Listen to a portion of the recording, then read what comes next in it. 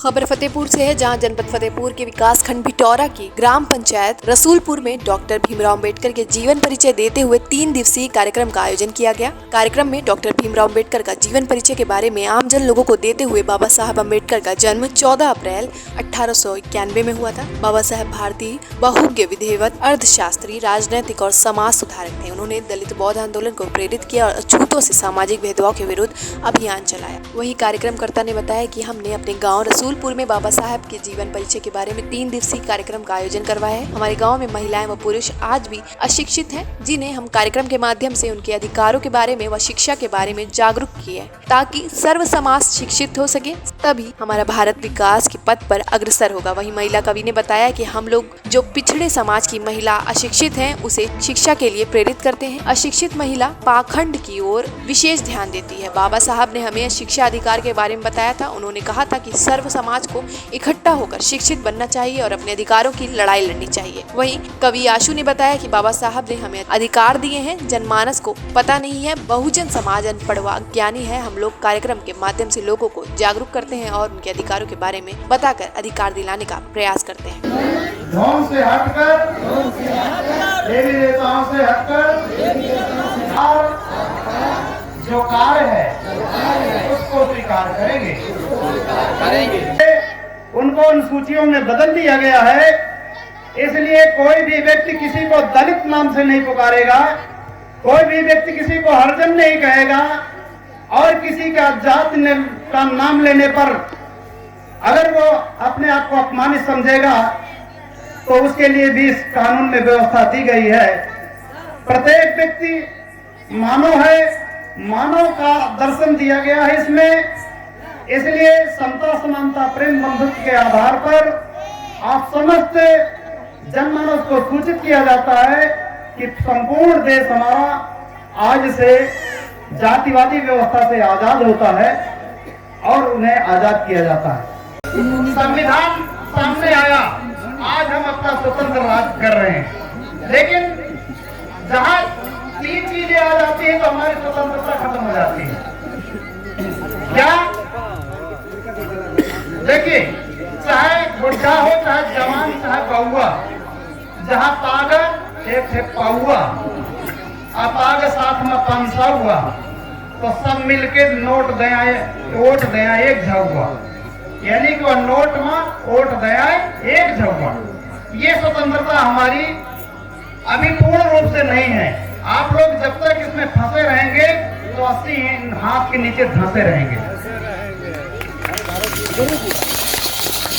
मैं यही मीडिया के सामने यही कह सकता हूं कि मेरे देश में जो छुआछूत अस्वस्थता फैलाई गई है, ये समाज के अनुकूल है, ये समाज के बाहर दिया जाता है। और जब हम नल में पानी भरने जाते हैं तो यही बैकवर्ड कुम्हार लोग और यही पंडित लोग और यही ठाकुर लोग हमसे छुआछूत का भेदभाव मनाते हैं। तो ये क्यों मनाते हैं? मानो एक समान बौद्ध धर्म की क्या पहचान? और राजस्थान वाले बता, पीने में मटके में मेरे भाइयों को और मेरे छोटे छोटे बच्चों को पानी पीने में स्कूल में मारा जाता है और उनका शोषण किया जाता है। तो ये क्यों किया जाता है? मेरा राम सिंह नाम गौतम, और ये जो बाबा डॉक्टर भीमराव अम्बेडकर का जो प्रोग्राम हमने करवाए 3 दिन, इसलिए करवाए क्योंकि हमारा गांव अनपढ़ है और शिक्षित नहीं है, और मैं बहुत गरीब परिवार का हूं, और आज भी मैं मजदूरी करता हूं। जहां बाबा साहब ने मतलब 24 घंटे का आदेश था, तो वहां पर बाबा साहब के माध्यम से 8 घंटे की ड्यूटी मिली। हमको पढ़ाने का अधिकार नहीं था, पढ़ने का नहीं अधिकार था, तो पढ़ने के लिए मतलब हमें अधिकार बाबा साहब ने दिया, हमको जीने के लिए अधिकार दिया। इसलिए मुझको बहुत दुख हुआ, इसलिए 3 दिन के लिए यहाँ प्रोग्राम करवाया गया। और मैं कभी स्कूल में जाता हूँ तो जिनकी बदौलत आज बड़े बड़े मास्टर और अध्यापक बैठे हुए हैं, वहाँ बाबा साहब की फोटो नहीं लगी है। आज बड़े बड़े उन्हीं के बताए रास्ते पे चल रहे हैं, इसीलिए हमने 3 दिन के लिए प्रोग्राम करवाया है। और 14 अप्रैल को सिर्फ खाली झांकिए में सिर्फ चमार बंश जाता, बाकी ऐसा तो नहीं है कि वो बाबा साहब ने खाली चमारों को कर गए हैं, हर समाज के लिए किया है उन्होंने, पूरे देश के लिए उन्होंने अपने 4-4 बच्चे बलिदान कर दिया है। हम तो ऐसे सोच लेते हैं तो हमारे आंसू निकलने लगते हैं।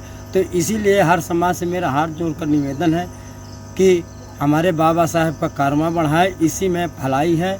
और जो बाबा साहब ने संविधान में लिख के गए हैं उसी में ही सबका कल्याण होगा। बाकी कोई मंदिर मस्जिद पूजने से कोई मैटर नहीं हल होगा। बाबा साहब ने हम लोगों को जो अधिकार दिए हैं वो संविधान में जो उन्होंने पिरो कर रखा है वो जनमानस को पता नहीं है, क्योंकि वह अनजान है, अनपढ़ है, अज्ञानी है।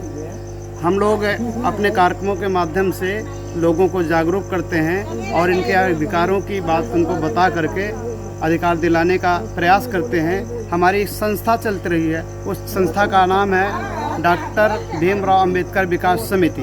उसी समिति के आधार पर और एक मिशन चलता है जो डॉक्टर भीमराव अंबेडकर मिशन भारत। ये 2 संस्थाओं के माध्यम से हम लोग जागरूक करते हैं, लोगों को उनके अधिकार दिलाने की बात करते हैं। शिक्षा और संगठन दोनों पर, और शिक्षा संगठित हो, हमारे लोग पढ़ लिख करके आगे अपना संघर्ष करें, अधिकारों को प्राप्त करें। इसी आशा और विश्वास के साथ हम लोग अनवरत इस कार्य को करते रहते हैं। बाबा साहब ने कहा शिक्षित हो, संगठित हो, संघर्ष करो, तो उसी के अनुरूप हम लोग चलते हैं। बात यहाँ की संघर्ष इस तरह का है हम लोगों का, जो सामाजिक संघर्ष है, समता, समानता, प्रेम, बंधुत्व और मानवता को लेकर के है। हमारा किसी से कोई झगड़ा नहीं है, किसी से कोई लड़ाई झगड़े की बात नहीं होती है। हम अपने लोगों के उत्थान की बात करते हैं। वैसे तो बाबा साहब ने पूरे देश को ये संविधान दिया है, सभी की बात करते हैं, किसी का अपमान नहीं करते हैं। लेकिन अपने अधिकारों की चर्चा पे कोई अपने आप को अपमानित माने तो वो उसका विषय होता है। इसीलिए हम लोग जब भी कार्य करते हैं तो सरकारी रजिस्ट्रेशन के आधार पर हम लोग पहले वहाँ से अनुमति लेते हैं। उसी अनुमति के तहत हम लोग कार्य करते हैं कि किसी भी प्रकार का कहीं पर बवाल ना हो, और जब होगा बवाल तो होगा सवाल और दिल में आएगा मलाल। इसलिए इस बात का रखते हैं ख्याल कि कोई उठा ना सके सवाल। इसी आधार पर हम लोग कार्य करते हैं। और पत्रकार महोदय है कि वो लोग तो अपना कार्य कर रहे हैं, क्योंकि उनको तो जो करना है करना है। हम लोग संगठित हों और ये एक दूसरे से भेदभाव छोड़ करके शिक्षा को ग्रहण करें, और शिक्षा ग्रहण करने के बाद हमें जो अधिकार दिए गए हैं बाबा साहब के, जब हम उनको संविधान को पढ़ेंगे, संविधान की बुक भी हम लोग बांटते हैं और संविधान की बुक रखते भी साथ में हैं, ताकि दोनों वर्ग, जिसे हम पिछड़ा वर्ग कहते हैं और अनुसूचित जाति, सभी को मिला करके हम लोग चाहते हैं कि जो 85 और 15 का नारा है, तो 15 तो अपने तरफ जो है सबल है, हम लोग अपनी तरफ कमज़ोर हैं, तो हम सबको समेटने की बात करते हैं और उसके अनुसार उन्हें अधिकार दिलाने की बात करते हैं। जब कहीं समीक्षा की जाती है तो समीक्षा में हम लोग नौकरियों में अपनी संख्या के अनुसार कम पाए जाते हैं। माननीय कांसीराम जी ने कहा था कि जिनकी जितनी संख्या भारी उनको उतनी हिस्सेदारी, वो हिस्सेदारी दिलाने के लिए हम अपना संघर्ष करते हैं। आज बहुत ही अच्छी तरह से सभी जो हमारे साथी हैं उनको भी मैं ये कार्यक्रम जो हम लोग करते हैं जा कर के गाँव में, इसलिए कि हमारे जितने भी समाज की महिला वर्ग है वो पढ़ना लिखना तो बहुत कम जानती हैं, बशर्ते उनको जो एकदम पाखंड में ज़्यादा ज़रूरत रहती है। इसलिए मैं उन बहनों से, उन अपने बच्चियों से जो कि इस जगह पे अटल रहती हैं, लेकिन जो बाबा साहब हमारे शिक्षित और संगठित संघर्ष का दावा ठोका था वो हमारी बहनें नहीं करती। इसलिए मेरा हाथ जोड़ करके उनसे निवेदन है, आग्रह है, साधुवाद है कि अगर इस चीज़ के समय के हिसाब से अपना चलने का पैगाम अगर चालू कर देंगे तो वो दिन दूर नहीं है जब हमारा संविधान, आज कहा जाता है कि संविधान हटाना पड़ेगा और हटेगा और हट जाएगा। इसलिए मैं चाहती हूँ कि अपनी बहनों से कि अगर जिस गांव तक ये मेरी बात जाए वो गांव की महिलाएं शायद मेरी बात सुन करके उनको दुख तो नहीं होगा, खुशी ज़रूर होगी, क्योंकि मैं भी एक महिला हूँ और मैं चाहती हूँ कि वो बौद्ध धर्म, तो जो अभी एक कारवां चला था कि बौद्ध धर्म अपनाया गया, 22 प्रतिज्ञा उनको कॉल कराई गई थी, उस 22 प्रतिज्ञा के वजह से इतना बड़ा संघर्ष चल रहा है, वो जातवाद चल रहा है कि शायद हमारे 80 लोग ये भी नहीं सोच पाते कि हम सारे लोग इकट्ठे हो जाएं और जो हमको 4 वर्ण में बांटा गया है, इस 4 वर्ण की वजह से हमको अपने वर्ण की ज़्यादा ज़रूरत है, क्योंकि हम सारे जितने भी लोग हैं नीचे बैस के नीचे वो सारे हम भाई भाई हैं। तो मेरा उनसे नमो बुद्धाय और जय भीम है, वो आए और हमारे साथ में कंधे से कंधे मिला करके चलने की कोशिश करें। बस मेरा यही संदेह है, यही मेरा संदेह है। नमो बुद्धाय। फतेहपुर से पंकज पटेल की रिपोर्ट, TV1 इंडिया न्यूज।